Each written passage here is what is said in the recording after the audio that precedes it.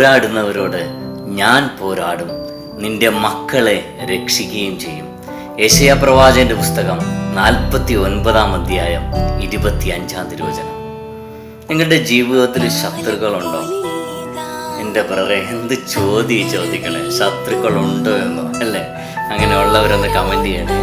പ്രിയപ്പെട്ടവരെ, നമുക്ക് ശത്രുക്കളുണ്ട്. അവരോട് പകരം വീട്ടേണ്ടത് നമ്മളാണ്. നമ്മളോട് പോരടിക്കുന്നവരോട് പകരം വീട്ടേണ്ടത് നമ്മളാണ്. ഇവിടെ വചനം വളരെ വ്യക്തമായിട്ട് പറയുന്നുണ്ട്, നിന്നോട് പോരാടുന്നവരോട് ഞാൻ പോരാടും. ചില സമയങ്ങളിൽ നമ്മൾ സൈലന്റ് ആകണം, അല്ലാതെ നമ്മൾ വയലന്റ് ആവരുത്. നമ്മൾ വയലന്റ് ആയ കർത്താവ് സൈലന്റ് ആകും. നമ്മൾ സൈലന്റ് ആയ കർത്താവ് നമുക്ക് വേണ്ടി പ്രവർത്തിക്കും. അപ്പോൾ പ്രിയപ്പെട്ടവരെ, എല്ലാ സമയങ്ങളിലും സൈലന്റ് ആണോ എന്നല്ല പറയുന്നത്.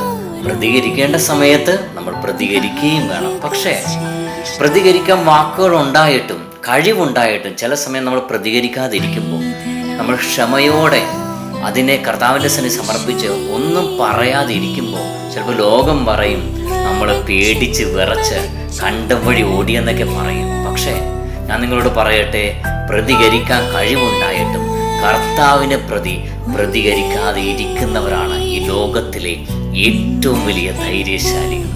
പ്രിയപ്പെട്ടവരെ, പ്രതികരിക്കാൻ ആർക്കാ പറ്റാത്തത്? അപ്പോൾ ചില സമയങ്ങളിൽ നമ്മൾ ശാന്തരാകണം. അങ്ങനെ നമ്മൾ ശാന്തരാകുമ്പോൾ എന്താ സംഭവിക്കുന്നതെന്നറിയോ? നമ്മുടെ ശത്രുക്കളുടെ അടുക്കലേക്ക് നമ്മൾ ചെല്ലണ്ട, നമ്മൾ ചോദിക്കാൻ ചെല്ലണ്ട. കർത്താവ് നമുക്ക് വേണ്ടി ചെല്ലും. നമ്മോട് പോരാടുന്നവരുടെ അടുക്കലേക്ക് ഫൈറ്റ് ചെയ്യാൻ കർത്താവ് ചെല്ലും.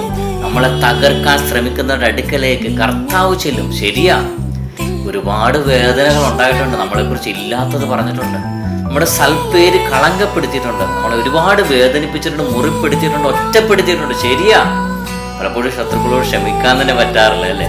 പക്ഷെ എങ്കിലും നിങ്ങൾ കർത്താവിൻ്റെ കരങ്ങളിൽ ഒന്ന് കൊടുത്തേ. നിങ്ങൾ ശാന്തരായി, നിങ്ങൾ ചോദിക്കാൻ ചെല്ലാ, നിങ്ങളൊന്ന് സൈലന്റ് ആയി, കർത്താവ് നിങ്ങൾക്ക് വേണ്ടി ചോദിക്കും. അതുകൊണ്ടാണ് വചനം പറയുന്നത്, നിന്നോട് പോരാടുന്നവരോട് ഞാൻ പോരാടും, നിന്റെ മക്കളെ രക്ഷിക്കുകയും ചെയ്യും. യെശയ്യാ പ്രവാചകന്റെ പുസ്തകം 49 അധ്യായം 25 തിരുവചനം. നമ്മുടെ എല്ലാവരുടെ ജീവിതത്തിൽ ഈ വചനം അനുഗ്രഹമായി മാറട്ടെ, അഭിഷേകമായി മാറട്ടെ. കർത്താവ് എല്ലാവരെയും സമൃദ്ധമായി അനുഗ്രഹിക്കട്ടെ.